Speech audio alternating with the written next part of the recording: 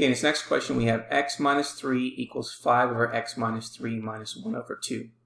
If we look at each denominator, there's nothing for us to be able to factor any further. So now we need to find the restrictions. We're going to set the denominators that have x in them equal to 0. Since we have the same denominator, we only need to do this once, because x minus 3 equals 0, and therefore x is equal to 3. And therefore that is our restriction. Then we need to look at how many terms do we have in this equation. We have 1, 2, 3 terms.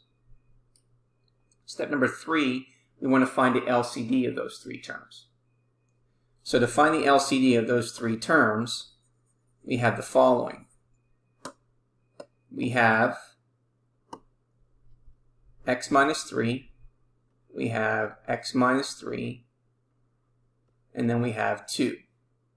So therefore the LCD is 2 times x minus 3. Because x minus 3 is only repeated once on both of those, we only use it once, and it's 2 times x minus 3. And then we're going to multiply each term by the LCD.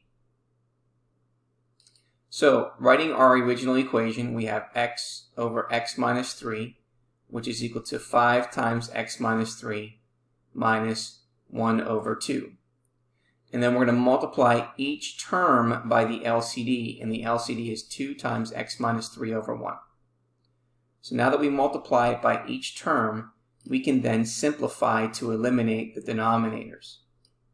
So x minus 3 goes into x minus 3 once, so what's left is 2 times x equals x minus 3 goes into x minus 3 once, so what's left is 2, so we have 5 times 2, minus 2 goes into 2 times x minus 3, 2 goes into 2, and what's left is 1 times x minus 3. And so now we're going to multiply the next step. 2 times x is 2x, which is equal to 5 times 2, which is 10. And we're going to take minus 1 and then distribute it to both terms.